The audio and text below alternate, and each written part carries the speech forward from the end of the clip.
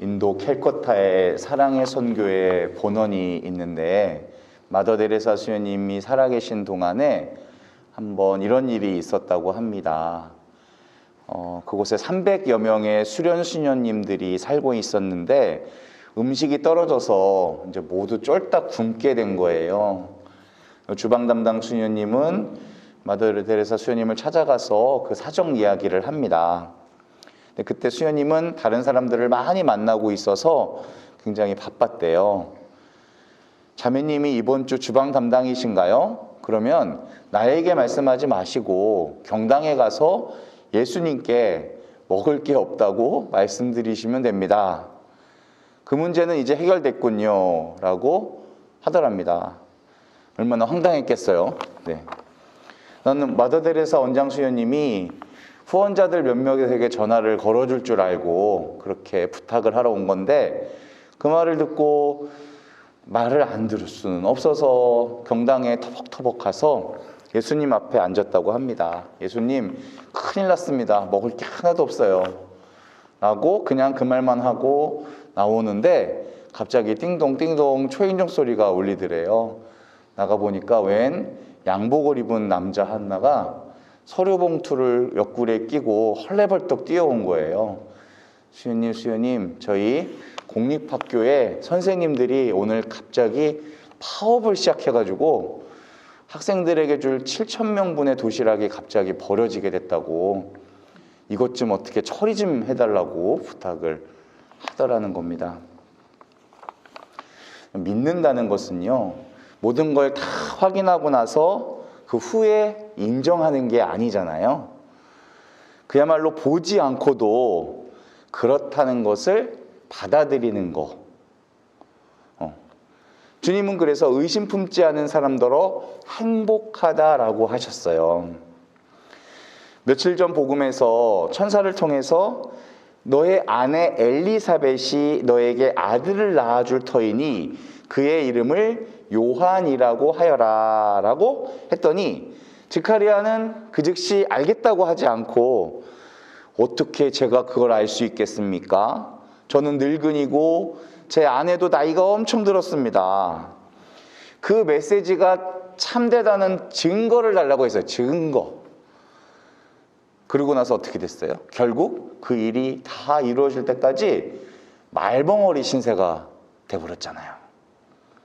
그런데 똑같은 상황에서 마리아는 먼저 믿었어요. 그런 다음에야 문제를 해결하려고 했습니다. 이런 질문을 하긴 했어요. 저는 남자를 모르는데 어떻게 그런 일이 있을 수 있겠습니까? 아니, 사실 이거는 우리 모두가 다 궁금해하는 거잖아요. 어떻게 처녀가 아기를 낳을 수 있단 말이지? 라는 질문을 한 거예요. 천사는 명확하게 답변을 합니다. 하느님께는 불가능한 것이 있다, 없다? 없다. 아주 명확한 거예요. 그 말을 듣자마자 마리아는 바로 대답을 합니다. 보십시오. 저는 주님의 종입니다. 말씀하신 대로 저에게 이루어지기를 바랍니다. 우리도 마리아처럼 믿으면 그렇게 될 수 있겠네요. 먼저 믿으면 불가능이 없으신 하느님의 능력이 함께 하겠네요.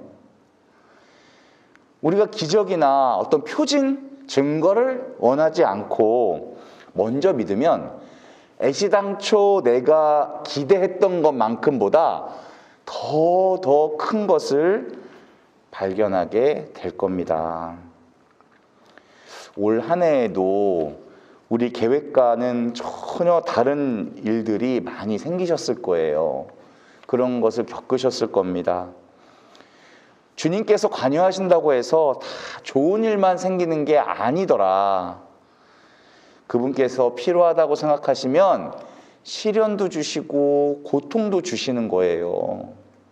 하지만 그 속에는 그분의 가르침이 들어있죠. 결국 우리에게 다 필요한 것, 우리가 원하는 것을 주시는 게 아니라 우리가 필요한 것을 주시는 거다. 그런 성모님께 엘리사벳이 오늘 뭐라고 했냐면 45절 행복하십니다. 주님께서 하신 말씀이 이루어지리라고 믿으신 분. 여기서 행복하십니다가 중요해요. 복이 있다 이런 단어인데 여기서 마카리오스라는 히라보예요. 성경에서 행복을 나타내는 단어가 크게 세 가지가 있어요. 먼저 유로게토스, 이 말은 원래 높여주다라는 뜻이에요. 높여주다. 이게 뭐냐면 하느님과 인간 사이의 관계. 그래서 인간이 먼저 하느님을 높여드리면 그분께서도 우리를 높여주신다. 이랬을 때 느끼는 감정이 행복, 유로게스토예요. 자, 두 번째, 유다모니아. 유다이모니아, 이건 뭐냐면 인간이 자기 존재의 목적대로, 우리 초는 불을 밝히기 위한 목적으로 생겨난 거잖아요. 목적대로 사용했을 때 그게 바로 행복이다. 그렇다면 인간이 내 존재의 목적대로 잘 살 때 느끼는 내적인 감정을 유다이모니아라고 해요. 끝으로 오늘 사용된 마카리오스는요, 이거는 인간 스스로 느낄 수가 없는 행복이에요. 이거는 하느님이 은총을 주시는 상태. 그래서 특별히 우리가 어떤 고난, 헌신, 인내, 칭찬받을 일이 생길 때 하느님께서 주시는 보상, 또 위로, 이런 것에 대한 뜻입니다. 네. 이 단어를 나중에 예수님께서 많이 사용하시는데요. 특별히 언제 쓰시냐면 진복8단 8가지 행복을 말씀하실 때 이 단어를 쓰세요. 마카리오스, 너는 행복하다. 하느님의 나라가 너희 것이 된 사람들아, 너희 마음이 지금 가난할 수 있어. 세상에선 자기 뜻대로 되는 사람들이 떵떵거리고 살고 자기 뜻대로 세상 좌지우지하는 동안에 너희 마음이 좀 어렵고 가난하게 느껴질 때가 있을 거야. 그런데 괜찮아. 하느님의 나라가 너희 거잖아.